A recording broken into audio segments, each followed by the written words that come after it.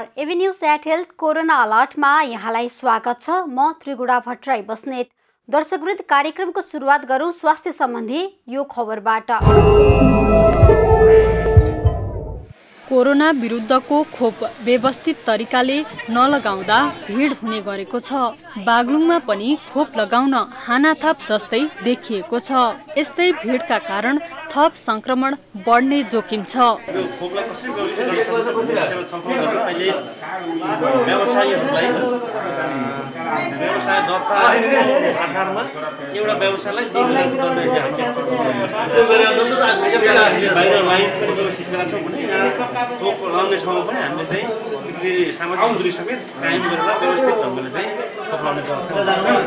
चीनले सहयोग गरेको कोरोना विरुद्धको भेरोसिल खोप बागलुङका व्यापारी, बैंक तथा वित्तीय संस्था र सहकारीका कर्मचारीलाई 2वटा केन्द्रमा खोप लगाउने व्यवस्था मिलाइएको छ। जिल्लामा व्यवसाय गर्ने व्यापारीलाई प्यान नम्बरको आधारमा व्यवस्थित रूपमा लाइनमा राखेर खोप दिने भनिए पनि भिडभाड अत्याधिक हुने गरेको छ।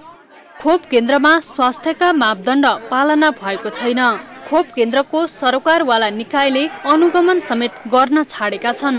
प्रशासन पनि सिङ्गो प्रशासन यही छ। 2-2 मिटरको दूरीमा सुरक्षित तरिकाले मास्क लगाउन भनिएको छ, तर 2-2 मिटर दूरीकै यहाँ 1-1 हातको पनि दूरी देखिँदैन। यस्तो भिडभाड छ, तीनतिरबाट लाइन छ। अब मेरो पालो आउने हो कि होइन, मैले खोप लगाउन पाउने हो कि होइन भन्ने मान्छे दोधारमा उभिएको हुनाले यस्तो भिड देखिएको छ। अब यो जुन आज सरकारले चाहिँ व्यवसायीहरूलाई यो बागलुङको रुद्र पिपल विद्यालयमा जुन कोरोना विरुद्धको भ्याक्सिन लगाउने जुन कार्यक्रम राखिएको छ, यो हेर्दाखेरि यस्तो लाग्छ कि यसले चाहिँ कोरोना भगाउने, नियन्त्रण गर्ने नाउँमा झन् कोरोना फैलाउने चाहिँ सन्तास मैले यहाँ देखेँ यो लाइन देख्दाखेरि। र अर्को कुरो, यो एउटै एकजनाको नाममा पान दर्ता छ भने उसको घरमा चाहिँ 2-3 जना परिवार त्यो पान अन्तर्गत व्यवसायमा संलग्न हुनुभएको हुन्छ। जिल्लामा पहुँचका आधारमा खोप लगाइएको गुनासो आइरहेको छ भने लक्षित वर्ग खोप लगाउनबाट वञ्चित भइरहेका छन्। जिल्लामा कोरोना संक्रमण बढेका कारण प्रशासनले निषेधाज्ञा जारी गरेको छ, तर निषेधाज्ञाको पूर्ण पालना भएको छैन। बागलुङमा अहिलेसम्म कोरोना संक्रमणबाट 64 जनाको मृत्यु भइसकेको छ भने जिल्लामा सक्रिय संक्रमित संख्या 498 रहेको छ। दर्शकवृन्द, पछिल्लो समय कोरोना संक्रमितको संख्या बढ्न थालेको छ। कोरोना संक्रमितको संख्या बढ्न थालेपछि तेस्रो लहरको जोखिम भन्दै स्वास्थ्य मन्त्रालयले सबै अस्पतालहरूलाई तयारी अवस्थामा रहन निर्देशन समेत दिएको छ। यसै सन्दर्भमा आज हामी पाटन अस्पतालमा कोरोना संक्रमित बिरामीको लागि कसरी व्यवस्थापन गरिँदै आएको छ, साथै आगामी दिनका लागि अस्पतालले के कस्ता तयारी गर्दै आएको छ भन्ने विषयमा कुराकानी गर्नेछौँ। यसको लागि आज हामीसँग हुनुहुन्छ पाटन अस्पतालका निर्देशक डाक्टर रवि साक्य। डाक्टर साहब, कार्यक्रममा स्वागत छ यहाँलाई। धन्यवाद। सबैलाई नमस्ते। डाक्टर साहब, पछिल्लो समय कोरोना संक्रमितको संख्या बढेको छ। पाटन अस्पतालमा चाहिँ कोरोना संक्रमितको चाप कति छ? अहिले बिरामी कस्तो खालको चाहिँ बिरामी अस्पताल आउने गरेका छन्? डाक्टर साहब, के छ त्यहाँको अवस्था? एकदम ठिकै भन्नुभयो। अस्ति लकडाउनको अन्त्यतिर त्यो असारको अन्त्य महिनातिर चाहिँ औसत 10 जना प्रतिदिन जस्तोमा चाहिँ झरेको थियो र हामी कहाँ भर्ना हुने, हाम्रो कोभिड सेटअपमा भर्ना हुने बिरामी पनि 100 भन्दा मुनि नै थियो। अनि अहिले हाल आएर भर्ना हुने संख्या औसतमा 30 अर्थात् 25 देखि 35 जनाको एभरेजमा छ र हाम्रो कोभिड सेटअपमा अहिले भर्ना हुने 200 प्लस नै छन्। र सरसर्ती हेर्दाखेरि हामी पहिलाभन्दा अहिले निकै नै बढेको, झन्डै 3 गुणाले चाहिँ बिरामीहरू आउने बढेको भन्न सक्छौँ। त्यसै गरी हाम्रो फिभर क्लिनिकमा शङ्का लागेर कोभिड भयो कि भनेर आउने, जाँच गराउन आउने बिरामीहरू पनि क्रमशः बढी नै छन्, 200 प्लस नै छन्। र पिसिआर टेस्ट गर्ने चाहिँ 250 देखि 300 सम्म नै गर्न आउनेहरू छन् र पोजिटिभ हुने सङ्ख्या पनि हाम्रो एभरेजमा 20% भन्दा माथि नै छ। डाक्टर साहब, अहिले पाटन अस्पतालमा चाहिँ कोरोना संक्रमितका लागि भनेर कति शय्या छुट्याइएको छ, आइसियु र भेन्टिलेटरको संख्या कस्तो छ, त्यहाँ चाहिँ उपचाररत बिरामीको संख्या कति छ? मैले भनि नै सकेँ, त्यहाँ हामीले डेडिकेटेड बेड कोभिडको लागि भनेर 300वटा छुट्याएका छौँ र त्यसमध्येमा 200 जति चाहिँ अहिले बेड भरेको अवस्था छ। बिचमा आएर त अस्ति त झन्डै 270-80 पनि पुगिसकेको थियो। अहिले आएर फेरि अलिकति स्टेबल भएको छ। अहिले भर्ना हुने साथसाथै डिस्चार्ज हुने क्रम पनि भएको हुनाले अहिले हामी एभरेजमा 200 भन्न चाहिँ मिल्छ। डाक्टर साहब, अहिले यो कोरोना भाइरस विरुद्धको खोप लगाउनेमा पनि संक्रमण देखिएको भनेर सुन्न आइरहेको छ। पाटन अस्पतालमा चाहिँ कोरोना संक्रमण विरुद्धको खोप लगाउनेमा चाहिँ संक्रमण भएको देखिएको छ कि छैन, के छ? त्यो पक्कै छ। दुईटै खोप पुरा लगाइसकेकाहरूलाई पनि फेरि संक्रमण भएको यस्तो उदाहरण छ नि। सबभन्दा बेस्ट एक्जाम्पल त हाम्रै स्टाफहरूको भन्नु भए हुन्छ। हाम्रो स्टाफहरू पनि बेला मौकामा चाहिँ ग्रुपमा सर्टेन डिपार्टमेन्टमा उनीहरू पोजिटिभ भइरहेका छन्। तर एउटा राम्रो अवस्था के छ भन्दाखेरि जसले खोप लगाइसके उनीहरूलाई बिरलै उनीहरूलाई पोजिटिभै भए तापनि घरमै आइसोलेसनमा आरामले उनीहरूले रिकभर भएको अवस्था छ। त्यसै गरी हामी कहाँ अरू आउने बिरामीहरूमा जसलाई चाहिँ एउटा मात्रै पनि खोप लागे तापनि उनीहरूको लक्षणहरूमा जटिलता कम देखा परेका छन् र उनीहरूको रिकभरी रेट पनि राम्रो छ यो खोपै नलागेकोसँग तुलना गर्दाखेरि। त्यस छोटकरीमा मैले के भन्न खोजेँ भने खोपले काम चाहिँ गरिरहेछ, त्यसले फाइदा चाहिँ पक्कै भइरहेछ। भनेपछि खोप लगाउनेमा चाहिँ संक्रमण भए पनि स्वास्थ्यमा जटिलता चाहिँ कम देखिएको छ डाक्टर साहब। रिकभरी रेट पनि चाँडै छ तिनीहरूको। डाक्टर साहब, अहिले कोरोना संक्रमितको संख्या बढिरहेछ, जस्तो पहिलो लहर दोस्रो लहरको पनि कुरा आइरहेको छ भने तेस्रो लहर सुरु भएको पनि कतिपयले आकलन गरिरहेछन्। हजुरले देख्दा चाहिँ कोरोना संक्रमणको अहिले तेस्रो लहर सुरु हुन लागेको हो कि सुरु भइसकेको हो कि तपाईँलाई के लाग्छ? अहिले तपाईँको नजरमा चाहिँ के छ यो चाहिँ? अब मेरो नजर भन्दा चाहिँ म त अब इन्फेक्सियस रोगको विशेषज्ञ चाहिँ होइन, तर हाम्रो हरेक दिन यहाँ हस्पिटल इन्सिडेन्ट कमान्ड सिस्टमको हाम्रो मिटिङ बस्छ र यहाँ हामीसँग सर्वरोग विशेषज्ञ हुनुहुन्छ। के छ भन्दाखेरि यो तेस्रो लहर सुरु भएको छैन, यो दोस्रो लहरकै यो अहिले फेरि चाहिँ संक्रमण बढेर अलिकति चाहिँ पिक चाहिँ गएको हो। यो तेस्रो लहर चाहिँ होइन भन्ने चाहिँ हाम्रो विशेषज्ञहरूको ठमेल छ। भनेपछि पाटन अस्पतालमा अहिले चाप बढे पनि अहिले तेस्रो लहर भनिहाल्न चाहिँ मिल्दैन। अब तेस्रो लहर आएको अवस्थामा चाहिँ अस्पतालमा के कस्तो तयारी गरिएको छ? कस्तो स्वास्थ्य मन्त्रालयले तयारी अवस्थामा रहन निर्देशन पनि दिएको छ भने चाहिँ अब आगामी दिनमा बढिहालेको तेस्रो लहर आइहालेको अवस्थामा चाहिँ पाटन अस्पतालले चाहिँ उपचारका लागि के कस्ता खालका तयारी गरेका छन् त? हामीले मन्त्रालयले जे जस्ता निर्देशन गरेका छन् त्यो सबै चिज हामीले लागू गरेकै अवस्था छ। हामीले तेस्रो लहरमा सायद बालबालिकाहरू बढी संक्रमित हुन्छन् कि भन्ने आकलन सबै तर्फबाट भएको हुनाले बालबालिकाको उपचारको लागि भनेर हामीले आइसियु बेड थपेका छौँ। पहिला हामीसँग जम्मा 5वटा जति भएकोमा हामीले बढाएर 21वटा थपेका छौँ र त्यसको साथसाथै अब बालबालिकालाई हेर्ने आइसियुमा चाहिँ काम गर्ने हामीले जनशक्ति चाहिँ तयार पार्नको लागि हाम्रो विभिन्न नर्स डाक्टरहरूलाई चाहिँ यो बालबालिकाको आइसियुमा काम गर्नलाई भनेर हामीले ट्रेनिङ दिइरहेछौँ र हाम्रो कर्मचारी बाहेक हामी देशका विभिन्न ठाउँको जनशक्तिहरूलाई पनि हाम्रोमा आएर ट्रेनिङहरू लिइरहेछन्। यो एउटा पाटो भयो। अनि अर्को हामीले औषधि जुन यदि अब तेस्रो लहर बढ्यो भने चाहिँ जे औषधिहरू चाहिने त्यसको पनि हामीले भण्डारण गरेछौँ। करिब 2.5 महिनादेखि 3 महिना जति पुग्ने हिसाबले हामीले एउटा आकलन गरेर त्यसको जोहो गरेछौँ। जे जति हामी औषधि र अरू पिपिई जे चाहिन्छ त्यसमा भण्डारण गरेछौँ। त्यसै गरी हामीले अब अक्सिजनको पनि जोहो गर्ने यो प्रक्रियामा छ। सायद हप्ता दिनभरिमा हाम्रो एकदमै ठुलो अक्सिजन प्लान्ट चाहिँ सम्पन्न हुन्छ होला यो जडान गर्ने। पाटन अस्पतालमा कोभिड र नन कोभिड उपचारको दुवै अहिले उपचार सेवा दिइरहेको अवस्थामा चाहिँ तपाईँहरूले कसरी चाहिँ यसलाई व्यवस्थापन कसरी गरिराख्नु भएको छ? यो नन कोभिड बिरामीको चाप चाहिँ कति छ डाक्टर साहब अहिले चाहिँ? एकदमै हाम्रो महत्त्वपूर्ण प्रश्न हो यो। हामी एकदम गर्वसाथ के भन्न चाहन्छौँ भन्दाखेरि सुरुका दिनदेखि नै हामीले कुनै पनि दिन नन कोभिडको सेवा अवरुद्ध गरेका थिएनौँ हामीले दुईटै प्यारलली गरि नै रहेको थियो। यद्यपि फर्स्ट वेभ र सेकेन्ड वेभमा चाहिँ नन कोभिडको बिरामीहरू आउने चाहिँ क्रम थोरै नै थियो। काम नरोके तापनि हाम्रो सेवा अवरुद्ध नगरे तापनि बिरामीहरू आउने नै कम थिए। तर अहिलेको सन्दर्भमा अहिले जुन यो लकडाउन खोलिसकेपछि अहिले हामी कहाँ यो नन कोभिडको बिरामीको चाप त झन् बढ्दो छ।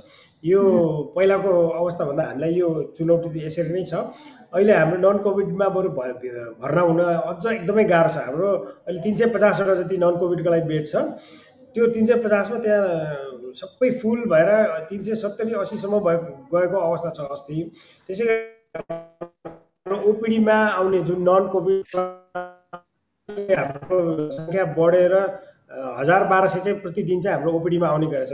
जुन चाहिँ यो अस्ति लकडाउन हुँदा अथवा चाहिँ फर्स्ट वेभ सेकेन्ड वेभतिर एकदम कोरोना बढ्दाखेरि 200 पनि हुँदैन थियो त्यो ओपिडीमा आउने। अहिले चाहिँ हाम्रो एकदम प्राय चाहिँ फुल फ्लेजमा बिरामी दुवै किसिमको बिरामीहरू आइरहेछन्। र साँच्चै भन्नु पर्यो भने त कोभिडको अहिले हामीलाई चाप भएर यो दुइटै ब्यालेन्स गर्न एकदम हमी नै परिरहेछ। अब पहिलाको दुवै लहरमा नन कोभिडमा चाहिँ खाली भएको हुनाले हामीले यो म्यान पावरहरू पनि सबै यतातिर च्यानलाइज गर्न पायौँ। र यसपालि दुवैतिर हामी त्यत्तिकै व्यस्त भएको हुनाले अहिले हामीलाई यो म्यान पावरको पनि जोहो गर्न एकदमै च्यालेन्ज भइरहेछ। हामीले अब सक्दो नयाँ म्यान पावरहरू पनि फेरि लिने क्रममै छ। अब अस्ति भर्खर हामीले आकलन गर्दा हामीलाई त 70 जना त नयाँ नर्सेसहरू चाहिन्छ। त्यसै गरी डक्टरहरू लाइनमा जाने डक्टरहरू पनि हामीलाई त्यसै गरी 20-25 जना अझ जरुरत छ भन्ने भएको छ। त्यस बाहेक पनि अब अर्को लहर आयो भने त हामीलाई एकदमै म्यान पावरको क्रन्च हुन्छ भन्ने हामी एकदमै सजग छौँ। र यसको लागि हामीले तयारी हाम्रो फाइनल इयर पुगिसकेका नर्स डाक्टरहरूलाई पनि हामीले काम गर्नुपर्ने हुनसक्छ भनेर तयारी अवस्थामा चाहिँ राखेका छौँ। र साथसाथै अर्को चुनौती मैले अघि पनि भनि नै हालेँ, फेरि यो कर्मचारीहरू पनि फेरि इन्फेक्सन हुने अवस्था चाहिँ बढ्दो छ। र उनीहरू अब इन्फेक्सन भएपछि कामहरूले आउन सक्नुहुन्न, उहाँहरूलाई पनि 14 दिन आइसोलेसन राख्नुपर्ने हुन्छ। यो सबै चुनौती चाहिँ अगाडि छ र हामी यसको लागि सही किसिमले कदमहरू लिन चाहिँ कोसिस गरिरहेछौँ। डाक्टर साहब, हजुरले भन्नुभयो अब उपचाररत बिरामीको सेवामा कार्यरत डाक्टर तथा नर्सहरूमा पनि सङ्क्रमणको जोखिम छ भनेर अस्पतालमा कार्यरत कर्मचारीको सुरक्षाको लागि चाहिँ कसरी व्यवस्थापन गरिराख्नु भएको छ तपाईँहरूले? यो सुरुदेखि नै यो यसबाट बच्ने भनेको त्यही नै हो। आफ्नो सेल्फ प्रोटेक्सन भनेको त्यो के पर्सनल प्रोटेक्टिभ इक्विपमेन्ट्स भन्छ, छोटकरी भने मापदण्ड गियरहरू दिने हो। उहाँहरूलाई पिपीदेखि लिएर मास्कदेखि लिएर सेनिटाइजरहरू यो सबै चिज नै गर्ने हो। र अर्को सुरक्षाको लागि भनेको अब सबभन्दा महत्त्वपूर्ण र यो हामी नेपाल गभर्मेन्ट र जसलाई यो चिजलाई चाहिँ गर्यो त्यो हामीले धन्यवाद दिनुपर्छ। त्यो त खोप हो।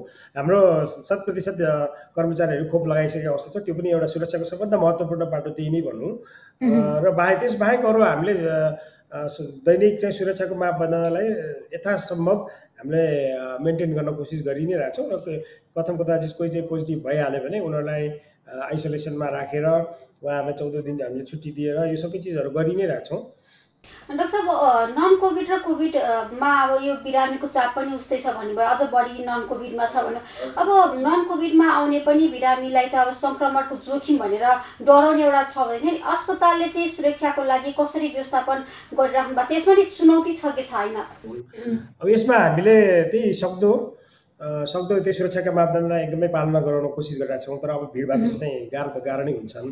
र हामीले भिडहरू कम गर्नको लागि चाहिँ के चिजमा चाहिँ हामीले कोटा सिस्टम नम्बर सर्टेन समयको लागि चाहिँ यति नम्बर मात्र भित्र छिर्ने, अब हस्पिटलको प्रेमिसभित्र यति राख्ने भने त्यो चिजलाई पनि मेन्टेन गर्न कोसिस गरिरहेका छौँ। र त्यसबाहेक हाम्रो अब सुरुदेखि नै अब हरेक ठाउँमा चाहिँ गार्डले ज्वरो आएको मान्छे हो होइन सोध्ने तथा अनि त्यो टेम्परेचर नाप्नेहरू त्यो प्रक्रियाहरू छँदैछन्। र त्यसबाहेक पनि तपाईँलाई एकदमै सही भन्नुभयो, भिड भएपछि त यहाँ फेरि त्यही सर्ने चाहिँ सम्भावना त रहन्छ नै। यसको लागि हामीले सक्दो चाहिँ गरिरहेछौँ। र केही कार्यक्रमहरू अब हामीले दुःख साथ हामीले यो भिड होला भनेर कार्यक्रमलाई स्थगन पनि गरेका छौँ। जस्तै पहिला हाम्रो भ्याक्सिन सेन्टर पनि थियो। भ्याक्सिन सेन्टर गर्दा यति धेरै भिड भयो कि अब हामीले यो यसमा भ्याक्सिनमा आउने मान्छेहरू नै फेरि सङ्क्रमण होला भन्ने हिसाबले हामीले भ्याक्सिन हामीले सकेनौँ। ठुलै भिड छ त्यो भ्याक्सिन लाइसेन्स सर्टिफिकेट लिन आउने। अनि हामीले त्यसको लागि चाहिँ अब यो अलिकति दुःख त दुःख नै भयो होला। हामीले चाहिँ यसमा पनि दैनिक चाहिँ सर्टेन नम्बर मात्र राखेर भिडभाड नहोस् भनेर गर्न खोजिरहेको छौँ। हामीले 100 देखि 150 जनालाई मात्र यो सर्टिफिकेट दिने गरेर गर्दैछौँ। यो भिडबाट चाहिँ नसरोस् भन्ने हिसाबले हामीले यसरी केही चाहिँ यसरी प्रशासनिक रूपमा नसरोस् भनेर यसरी प्लानिङ गरेका छौँ। डाक्टर साहब, अहिले कोरोना संक्रमित भएर अस्पताल आउने, पाटन अस्पतालमा आउनेको चाहिँ उमेर समूह कुन छ? धेरै जसो 35 देखि 55 वर्षका उमेरहरू नै हामी कहाँ चाहिँ स्वास्थ्य सेवा लिन आइरहेको देखिन्छ। बालबालिकाहरू पनि छन् तर कम छन् र त्यसै गरी बढी उमेरसम्मको जुन चाहिँ हामीले प्रथम वेभमा चाहिँ एकदम धेरै देख्यौँ 60 प्लसकोहरू, तिनीहरू पनि सङ्ख्या चाहिँ अहिले कम नै देखिन्छन्। र यो सबैको कारण हामीले हेर्दाखेरि त्यही भ्याक्सिन नै हुनुपर्छ भन्ने चाहिँ हामीहरूको विज्ञहरूको चाहिँ थमेइ छ। डाक्टर साहब, यो आइसियुमा भर्ना भएर उपचाररत बिरामीमा चाहिँ कस्ता खालका समस्या विशेष त देखिएको छ र यो अहिले डेल्टा प्लस भेरिएन्ट पनि देखिएको छ, यो खालको सङ्क्रमण भएर आउने बिरामीको अवस्था कस्तो हुन्छ? त्यहाँ उपचार गराइरहेको बारेमा चाहिँ थोरै जानकारी दिनुहोस् न। अब त्यो सिम्पल भने के भन्दाखेरि उहाँहरूको सास प्रश्वासमा चाहिँ समस्या भएर अक्सिजनको मात्रा शरीरमा नपुग्ने भएपछि नै हामीले भर्ना गर्ने हो। र त्यसमा अझ एकदम धेरै अक्सिजन चाहिने होइन, मतलब 10 लिटर 15 लिटर त्यस्तो चाहिने र उसले आफैले चाहिँ अक्सिजन तान्न नसक्ने, सास फेर्न नसक्ने भएपछि नै राख्ने हो मेनली त। र छोटकरीमा भन्नु पऱ्यो भने फोक्सोको सिभियर निमोनिया भइसकेपछि नै उहाँहरूलाई आइसियुमा लग्नुपर्ने हुन्छ। र आइसियुमा लगिसकेपछि उम्केर एकदम फेरि ठिक भएर आउनेको सङ्ख्या चाहिँ त्यति त्यो चाहिँ उत्साहजनक चाहिँ छैन। प्रायः चाहिँ आइसियु गएर भेन्टिलेटरमा चलिसकेपछि निको हुन चाहिँ मुस्किल नै छ। अनि अरू प्रायः जसो भर्ना हुनुपर्ने कारण भनेको मुख्यतः यही श्वास प्रश्वासको समस्याले नै गर्दा हामीले भर्ना गर्ने हो। डाक्टर साहब, अहिले यो जटिल समस्या भएर अस्पताल भर्ना हुनेको सङ्ख्या पनि बढेको भनेर विभिन्न अस्पतालहरूबाट तथ्य बाहिर आइरहेका छन्। पाटन अस्पतालमा चाहिँ अब एकदमै चिकित्सक खालका बिरामी धेरै आउँछन् कि सामान्य खालको के छ त्यहाँको अवस्थामा चाहिँ? अब हामी सुरुदेखि नै कोभिड विशेष अस्पताल भएको हुनाले हामी कहाँ पनि अन्तबाट पनि रेफर भएर आउने त एकदम जटिल केसहरू नै आउँछन्। तर अब तपाईँले पर्सेन्टेजको हिसाबमा कुरा गर्ने हो भने त अब जटिल हुने त थोरै नै छन् र सामान्य लक्षण लिएर टेस्ट गर्न आउनेहरू चाहिँ सङ्ख्या बढी छन्। मैले अघि पनि भनिसकेँ, पिसिआर गर्न आउनेको सङ्ख्या एभरेजमा हाम्रो 200 देखि 300 छन् र भर्ना गर्नुपर्ने चाहिँ दैनिक 30 जना जति चाहिँ छन्। भनेपछि सिरियस नभएका बिरामी नै बढी छन् हामी कहाँ आउनेहरू। डाक्टर साहब, यो पछिल्लो समय कोरोना सङ्क्रमण फेरि बढ्न थाल्नुको कारण चाहिँ के देख्नुहुन्छ तपाईँले? अब यो पाटन अस्पतालमा चिकित्सकको रूपमा काम पनि गरिराख्नु भएको छ र कोभिडको यो अस्पताल पनि काम भइरहेको छ नि, तपाईँले देख्दा चाहिँ अहिले कोरोना सङ्क्रमण बढ्नुको प्रमुख कारण चाहिँ के देख्नुहुन्छ? प्रमुख कारण त मान्छेहरूले सावधानी नअप्नाएकै भन्नुपर्छ है। र अर्को दोस्रो कारण भनेको सबैजनाले खोप नपाएको पनि भन्न चाहिँ यो एकदमै महत्त्वपूर्ण कारण जस्तो लाग्छ हामीलाई। यो खोपै नलाए तापनि हामीले सुरुमा खोप नहुँदाखेरि जुन किसिमले बस्ने उपायहरू थियो नि, त्यो हाल पनि त्यत्तिकै सान्दर्भिक छ। तर सुन्दाखेरि एकदम सिम्पल लाग्न सक्छ, तर हामी मान्छेहरूले यो सिम्पल चिजहरू छन्, मान्छेहरूले चाहिँ टेर्दैनन्। मास्क लाउने, सोसियल डिस्टेन्सिङ मेन्टेन गर्ने, हात बारम्बार धुने, सेनिटाइजर लाउने, यो 2-3वटा कुराले नै मान्छेहरूले धेरै नै सङ्क्रमणबाट बचाउँछ। अब तर त्यो चाहिँ सायद चाहिँ त्यति पालना भएको हामी देख्दैनौँ। अहिले बजार गयो भने पनि मान्छेहरू एकदमै केयरफ्रीली हिँडिरहेको देखिन्छ। अझै पनि भोज प्रमुख अब फैलिने मुख्य कारण त कन्ट्याक्ट नै हो। र अब यसबाट सुरक्षित हुनको लागि त भ्याक्सिन हो। र भ्याक्सिन पनि हामीले के बुझ्नुपर्छ भने यो 100% फुल प्रुफ छैन। भ्याक्सिन लाउँदाखेरि सर्न सक्छ भन्ने कुरा पनि अब यो विभिन्न देशहरूले चाहिँ यो प्रमाणित गरि नै सकेका छन्। भ्याक्सिनलाई हामीले पनि अब त्यो अनुभव त बटुल्दैछौँ। अब बाहिरतिर पनि सबै 100% लगाइसकेकाहरूले पनि अझै पनि मास्क लाउने, यो चाहिँ यो स्वास्थ्यका सुरक्षाका मापदण्डहरू उनीहरूले फलो गरेको अवस्था छ र हामीले पनि गर्नुपर्छ, नत्र यो फैलिन्छ। मैले अघिको एउटा बिर्सेँ, म फेरि भनौँ है, तपाईँले त्यो डेल्टा भ्यारिएन्ट आएपछि कस्तो हुन्छ भनेर भन्नुभएको थिएँ। यो अहिले हामी कहाँ यो अहिले नयाँ डेल्टा भ्यारिएन्टहरू आइसक्यो भनेर हामी त्यति स्योर चाहिँ छैनौँ। अब किनभने यो डेल्टा भ्यारिएन्ट नै हो भन्नको लागि चाहिँ उसको त्यो डिएनए सिक्वेन्सिङ भन्छ त्यो टेस्ट गर्नुपर्ने हुन्छ। त्यो सायद हामीले अब गरिहालेको अवस्था चाहिँ नभएको हुनाले डिएनए यो हामीलाई एकदम त्यति स्योर चाहिँ छैन।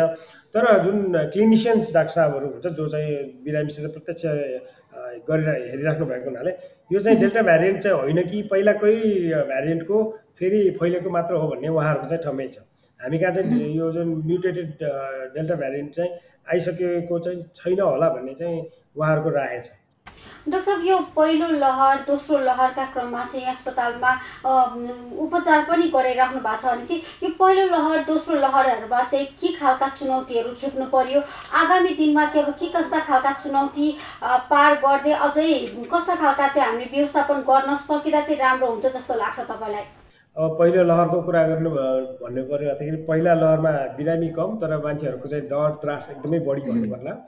त्यति बेला त हामीले अर्को किसिमले रोगले भन्दा पनि मान्छेहरूको डरले गर्दाखेरि सामाजिक यो चाहिँ के होइन यो मान्छेलाई रोग लाग्यो हामीलाई फैलिया भन्दै गरेर धेरै सामाजिक हाम्रो विचलनहरू हामीले देख्यौँ र एकदम अप्रिय घटनाहरू पनि देख्यौँ। त्यसै गरी काम गर्ने मान्छेहरूको पनि एकदमै यो डर त्रास र उहाँको सङ्कोच भएर काम गर्नको लागि पनि त्यति जोस जाँगर नभएको, कतिले चाहिँ जागिर छोड्ने अवस्थादेखि लिएर अब यो थुप्रैले चाहिँ यो मेडिकल फिल्ड नै छोडेको अवस्थादेखि लिएर सबै चिज थियो र त्यति बेला हामीसँग नलेज पनि थिएन कति चिजहरू। अब यो पिपी लाउनेदेखि लिएर सबै चिज ह्यान्डल गर्ने कुराहरू त्यो सबै चिजमा हामीलाई चुनौती थियो त्यो। अब यो त्यसमा प्रथम चरणबाट अब हामी धेरै कुरा सिक्दै गयौँ। अब जस्तै अब हामीले आफ्नै पिपीहरू बनाउन थाल्यौँ, सेनिटाइजर हामी आफैले बनाउन थाल्यौँ। अनि त्यसपछि अक्सिजनको समस्या चाहिँ अब त्यो दोस्रो लहरमा आएर चाहिँ सबभन्दा ठुलो च्यालेन्ज भनेको चाहिँ अक्सिजनको उचित व्यवस्थापनमा थियो। अब यो अहिले आएर चाहिँ अब तेस्रो लहरमा आइपुग्दासम्म अहिले हामीसँग त्यो अलि बढी नै कम भयो जस्तो लाग्छ। मान्छेहरू आजकल एकदम डराउनै छोडे होइन। त्यो पनि राम्रो होइन। अलिकति चाहिँ सजग हुनुपर्छ, फैलिन सक्छ भनेर थोरै डराउनु थोरै चिन्ता गर्नु त्यो राम्रो पनि पक्ष जस्तो मलाई लाग्छ। अरू अब चुनौती त सबै त्यही नै हो। अब जति यो रोगको बारेमा जान्दै गर्छ, जति नयाँ टेक्नोलोजीहरू आउँदै गर्छ त्यसमा हामीले सहज रूपमा यसलाई ह्यान्डल गर्दै जान सक्छौँ होला। अब अहिले तेस्रोसम्म आइपुग्दाखेरि यो हाम्रो पाटन हस्पिटलको यो अनुभव र मेरो पर्सनल अनुभव पनि के भन्दाखेरि अब सुरुमा हामीले एकदम डराएको अवस्थामा कोरोना भनेर उसलाई प्रायोरिटी दियो र हामीले अरू रोगहरूलाई त्यति हामीले चाहिँ ध्यान दिन सकेनौँ होइन। अब यो दोस्रोमा पनि त्यस्तै एकदमै धेरै मान्छेहरू हताहत भए मरे। त्यसमा पनि हामीले अरू रोगहरूलाई ध्यान दिन सकेनौँ। अब आएर हामीले जुन अहिले मैले भने नन कोभिडको यति धेरै बिरामीहरू आउन थाल्छ र हामीलाई के लाग्छ भन्दाखेरि त्यति बेला हामीले यो अरू रोगहरूलाई ध्यान दिन नसकेको मूल्य चाहिँ हामी अहिले चुकाउँदैछौँ जस्तो चाहिँ मलाई लाग्छ। अब मान्छेहरूले सामान्य रोगहरूको पनि राम्रोसँग उपचार नगरेको, जस्तै ब्लड प्रेसरहरूले औषध नखाइदिएको, डायबिटिजहरूले राम्रोसँग कन्ट्रोल नगरेको, डाक्टर कहाँ नगइरहेको, यस्तो थुप्रैले गर्दाखेरि त्यसको जटिलता भएर अहिले बिरामीहरूलाई सानो रोगहरूबाट पनि धेरै चाहिँ नोक्सान भइरहेको अवस्था छ। र अब आएर यो तेस्रो लहरमा मेरो विचारमा त सबभन्दा ठुलो चुनौती यही नै हुन्छ होला। हामीले साथसाथै यो नन कोभिड पनि सँगै चाहिँ लिनलाई। त्यसपछि आएर अब म चाहिँ अब मानसिक रोग विशेषज्ञ भएको हुनाले हामीले चाहिँ अनुभव गरेको के भन्दाखेरि यो प्रथम दोस्रो लहर भनेपछि अब हामीले लकडाउन गयो। लकडाउन र यो यसरी चाहिँ कुनै पनि किसिमको विपदहरू आउँदाखेरि समाजमा चाहिँ ठुलो चुनौती हुने चाहिँ यो लागु पदार्थ दुर्व्यसनीको चाहिँ कुरा चाहिँ हामीले भुल्नु हुँदैन जस्तो लाग्छ। यो हाम्रो काम भएको हुनाले यसमा चाहिँ कसैले पनि ध्यान दिइरहेको छैन। यो हामी लकडाउन भन्छ, मान्छेहरूलाई अब जागिर छैन, काम छैन भनेपछि प्राय मान्छेहरूले अब विशेष गरी हाम्रो नेपालमा चाहिँ अब यो एकदम सहज सुलभ भएको हुनाले मान्छेहरूले लागु पदार्थ चाहिँ एकदमै दुर्व्यसन गरिरहेको हुन्छ र त्यसको पनि अब जटिलताहरू देखा पर्न थालेछ। हामी कहाँ अब पहिला छोडिसकेको मान्छेहरूले फेरि चाहिँ सबैजना लागु पदार्थ दुर्व्यसनी भएको र लागु पदार्थले गर्दाखेरि पनि अरू रोगहरू चाहिँ उब्जिएको त्यो अवस्था छन् होइन। अब यो चिजलाई पनि हामीले उचित ध्यान दिनु चाहिँ पर्छ। यो अब तपाईँको आज मिडियाबाट आजै मैले पनि रिक्वेस्ट गरेँ, यो लागु पदार्थको पनि समस्याहरू हुनसक्छ। त्यसैले यो आज एक दिन भोलि एक दिन भन्दै लागु पदार्थ चाहिँ हाम्रो तनावको हाम्रो अरू समस्याको समाधान चाहिँ होइन होइन। अब यो दिनदिनै खाएपछि त्यसबाट चाहिँ ठुलो अरू तपाईँले मूल्य चुकाउनु पर्ने हुन्छ र जुन अहिले हामीले देख्दैछौँ त्यो अहिले हाम्रो अस्पतालमा आउने जटिलताहरूमा त्यो एउटा एकदम नम्बर 1 चाहिँ लागु पदार्थको समस्याले अरू रोगहरू भएर आएकोहरू पनि हामी पाइरहेको छौँ। त्यो चिजलाई पनि हामीले उचित सम्बोधन गर्नुपर्छ जस्तो चाहिँ हाम्रो अस्पताल अनुभव छ। डाक्टर साहब, हजुरले जुन भन्नुभयो अब यो कोरोना सङ्क्रमणको समयमा मानसिक तनावले हुन्छ नि, मानसिक समस्या पनि यसले निम्तिरहेको छ भने चाहिँ अब यसलाई चाहिँ न्यूनीकरण गर्न, तनाव व्यवस्थापन गर्नको लागि चाहिँ के गर्नु पर्ला? अन्त्यमा हजुरको सल्लाह सुझाव पनि दिनुहोस् न। अब हरेक समस्याले चुनौतीहरूले चाहिँ नयाँ अवसर पनि दिन्छ भन्ने कुरा त हामीले यसपालि पनि देख्यौँ होइन। अब यो छोटो समय 1-1.5 हाम्रो यो के अरे यो चाहिँ वर्क फ्रम होम भन्ने कन्सेप्टदेखि लिएर अब मान्छेको भौतिक रूपमा भेटघाटै नगरिकन पनि कति कामहरू हुन्छ भन्ने कुरा चाहिँ हामीले प्रत्यक्ष देखिरहेको छ र यो अहिलेको एक्जाम्पल पनि हो। अहिले हामी नभेटिकन हामीले कसरी आरामले चाहिँ इन्टरनेटबाट हामी इन्टरभ्यू दिँदैछौँ होइन। यही कुरा चाहिँ यो स्वास्थ्य क्षेत्रमा पनि प्रयोग गर्नुपर्छ भन्ने चाहिँ मेरो सल्लाह छ। यो मैले फर्स्ट डे 1 देखि नै भनिरहेको हो। यो कन्सेप्ट पुरानो नै हो होइन। एउटा टेलिमेडिसिन भन्ने एउटा कन्सेप्ट छ। टेलिमेडिसिन भनेको डाक्टरसँग चाहिँ अस्पतालसम्म नपुगे तापनि विशेषज्ञको सल्लाहहरू यही प्रविधिबाट चाहिँ लिने चाहिँ त्यो टेक्नोलोजी हो। यो कुरा अब नेपालमा हामीले खास इम्प्लिमेन्ट गर्न नसकेको अवस्था हो। कन्सेप्ट त पुरानै हो र हाम्रो जस्तो भौगोलिक क्षेत्र भएको अवस्थामा यो एकदमै उपयोगी साबित हुन सक्छ र यसलाई चाहिँ हामी सबै मिलेर यसलाई चाहिँ सदुपयोग गरेर यसलाई हामीले चाहिँ युटिलाइज गर्नुपर्छ भन्ने चाहिँ मेरो एकदमै विचार छ। र यो अहिले यो पेन्डेमिक मात्र होइन, हाम्रो लङ रनसम्म हामी जस्तो पिछडिएको र हाम्रो जस्तो भौगोलिक क्षेत्र भएको ठाउँमा यो टेलिमेडिसिनमा चाहिँ हामीले यदि इन्भेस्ट गऱ्यौँ, यसलाई विकास गऱ्यौँ भने हामीलाई धेरै लामोसम्म चाहिँ फाइदा हुन्छ भन्ने चाहिँ मलाई लाग्छ र यो चिज चाहिँ गर्नुपर्छ। अब फेरि लकडाउन भयो भने मान्छेहरूले त्यस्तो गर्न नपरोस्, घरैमा बसेर पनि आफ्नो डाक्टरसँग भेट्न सकोस्, अस्पतालसँग चाहिँ सम्पर्कमा आउन सकोस् होइन। यो चिजमा चाहिँ हामीले ध्यान दिए समस्त रूपमा अहिले त फाइदा हुन्छ पछि पनि फाइदा हुन्छ जस्तो मलाई लाग्छ। डाक्टर साहब, कार्यक्रमको अन्त्यमा चाहिँ अब तपाईँले अब जुन चाहिँ पाटन अस्पतालमा कोरोना सङ्क्रमितको उपचारमा पनि लागिरहनु भएको छ, अब तेस्रो लहर आएको अवस्थामा चाहिँ यसरी कोरोना सङ्क्रमित उपचारलाई मात्र नभएर अन्य सेवा समेत सुचारू गर्नलाई चाहिँ के कस्ता खालका चाहिँ कार्ययोजना आवश्यक छ जस्तो लाग्छ? तपाईँको विचार चाहिँ थोरै बताएर भनिदिनुहोस् न। यो मैले दोस्रो वेबमा पनि मैले एडभोकेट गरेको नै हो र यो धेरै चिजमा लागू पनि गरेका छन्। मलाई के लाग्छ भन्दाखेरि यो सबै अस्पतालहरू छ, जुन स्वास्थ्य क्षेत्रहरू छन्, जहाँ स्वास्थ्य सेवा प्रदायक छ, उहाँहरूले प्यारलली यो दुइटै लगाउनुपर्छ जस्तो लाग्छ है। यो किन भन्दाखेरि उहाँहरूले यो कोभिड होइन भनेर चाहिँ मान्छेले हरेकपल्ट चाहिँ पिसिआर गरेर हरेकपल्ट त्यो गरेर आउन सक्दैन र त्यो पिसिआर पनि 100% फुल प्रुफ छैनन्। त्यसैले हरेक सेटअपमा नन कोभिडको पनि सेवा र त्यो पनि सेवा यथासम्भव होइन सम्भव भएसम्म चाहिँ त्यो दुइटै हामीले प्यारलली लगाउनुपर्छ। अब यो एकै दिनमा अब 1 वर्ष 1.5 वर्षमा भयो, अब अर्को 6 महिनामा सबै शान्त हुन्छ भनेर पनि हामी भन्न सक्दैनौँ। यो लामो चल्छ। त्यसैले हामी सबैले आफ्नो क्षेत्रबाट चाहिँ यो कोभिडलाई पनि नन कोभिडलाई पनि समाधान गर्ने हिसाबले चाहिँ अगाडि बढ्नुपर्छ भन्ने पनि सबै स्वास्थ्यकर्मीहरूलाई चाहिँ मेरो अनुरोध पनि छ। यो कसरी गर्ने भन्ने कुरामा चाहिँ अवश्य हामीले प्लानिङ गर्नु नै पर्छ होला। र त्यसबाहेक अब स्वास्थ्यमा चाहिँ सधैँ नै एउटा एकदम बुद्धिमान एउटा भनाइ छ, रोग लाग्नुभन्दा रोगको रोकथाम गर्नु सबभन्दा उचित हो भने जस्तै होइन। अब यो पनि अहिले पनि त्यही नै हो। हामी सबैले बुझ्नुपर्ने चाहिँ अब मलाई यो रोग लाग्यो भने म उपचार गर्छु भन्ने होइन कि रोग लाग्न नदिउँ भन्ने कुरामा नै हामीले धेरै मेहनत गर्नुपर्छ र त्यसमा धेरै ठुलो टेक्नोलोजी पनि छैन।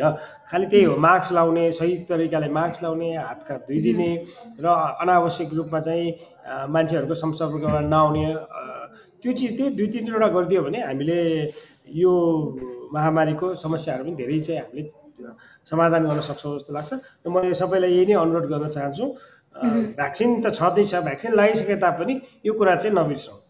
डाक्टर साहब, कार्यक्रमको लागि समय दिनुभयो र यति धेरै जानकारी दिनुभयो, यसको लागि धेरै धेरै धन्यवाद। यहाँलाई पनि हामीले अवसर दिनुभएको धेरै धेरै धन्यवाद। सबैलाई नमस्कार। दर्शकवृन्द, आज हामीले पाटन अस्पतालमा कोरोना सङ्क्रमित बिरामीको चाप कति छ, कोभिड तथा नन कोभिड बिरामीको उपचार व्यवस्थापन अस्पतालले कसरी गर्दैछ तथा आगामी दिनका लागि अस्पतालले के कस्ता खालका तयारी गर्दै आएको छ भन्ने लगायतका विषयमा कुराकानी गर्यौं। AB news at health corona alert आजलाई तिनै। खबरभित्रको खबरका लागि हेर्दै रहनुहोला एबी न्यूज खबर। नमस्कार।